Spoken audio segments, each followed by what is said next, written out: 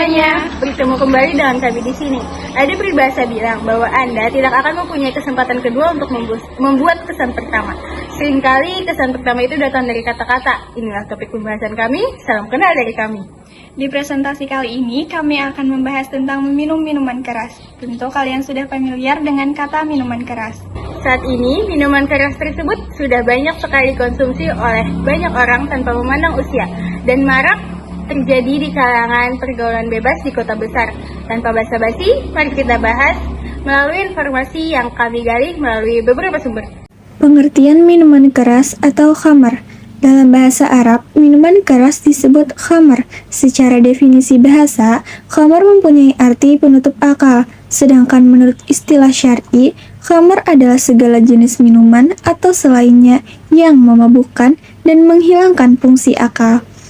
Berpijak dari definisi syar'i ini, cakupan khamar tidak hanya terkait dengan minuman, akan tetapi segala sesuatu yang dikonsumsi, baik makanan atau minuman yang memabukkan dan membuat manusia tidak sadar, semisal ganja, heroin, obat bius, dan lain sebagainya bisa disebut khamar.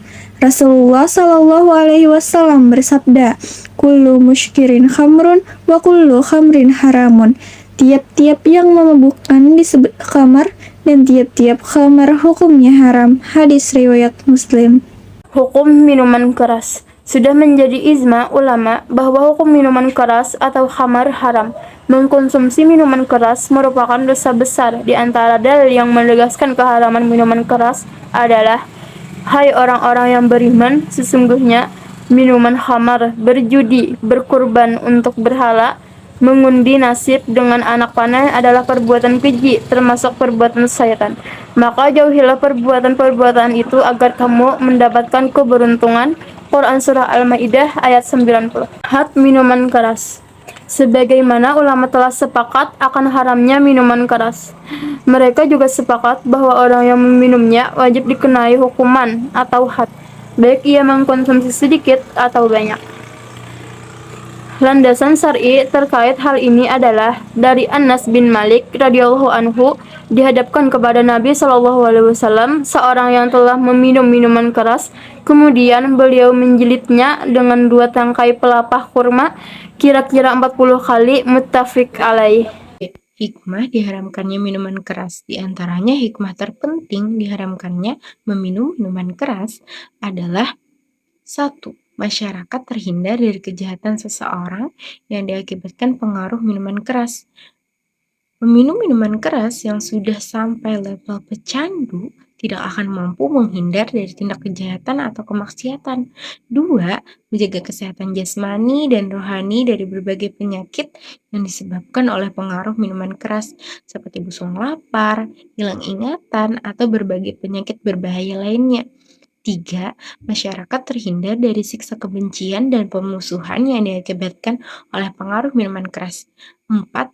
Menjaga hati agar tetap bersih, jernih, dan dekat kepada Allah Ta'ala. Karena meminum minuman keras akan mengganggu kestabilan jasmani dan rohani. Kadar dan kriteria khamar ini merupakan diskusi yang cukup sulit. Membahas khamar, para ahli fikih tidak bisa mengabaikan pembahasan minuman nabit. Nabit secara bahasa diartikan sebagai zat yang didiamkan, atau mungkin bahasa sekarang ialah difermentasikan, sehingga dihasilkan minuman olahan yang berubah cita rasanya. Dalam kalangan Hanafiyah, sebagaimana keterangan Imam Al-Haskafi dalam Ad-Dur Al-Mukhtar, minuman yang memabukkan setidaknya adalah 4 jenis ini. Yang pertama, khamar sebagai minuman yang terbuat dari anggur, panas saat diminum dan berbuih.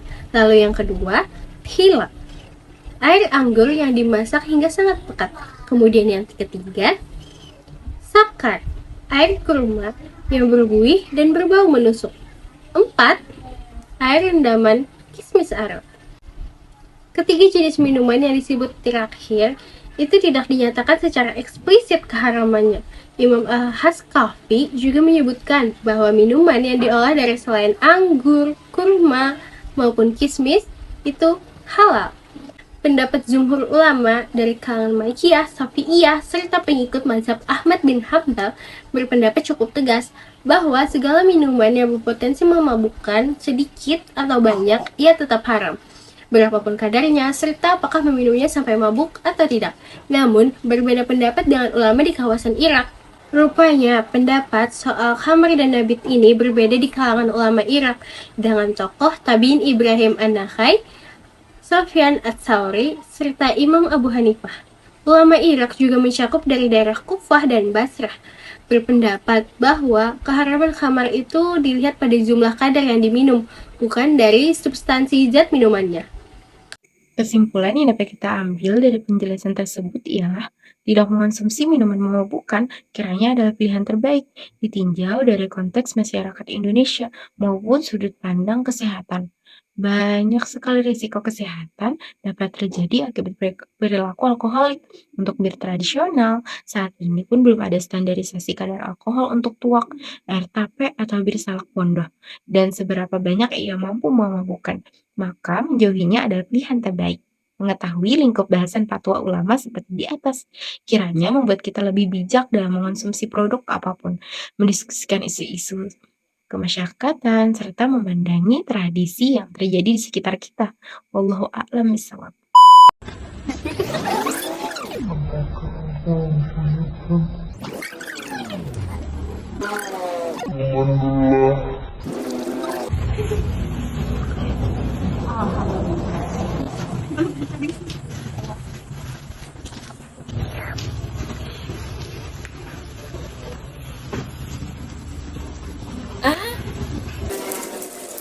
Bombastic side eye.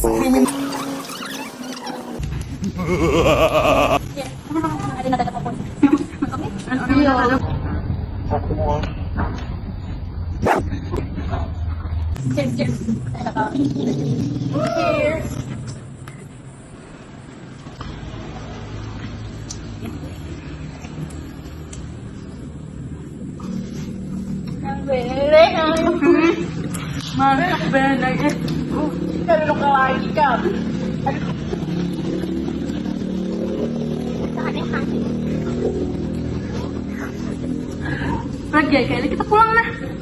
Iya, iya. Kok kayaknya bisa nyukap? Lu kayak mikir aja kam yang mikir kita. Kicap. Iya.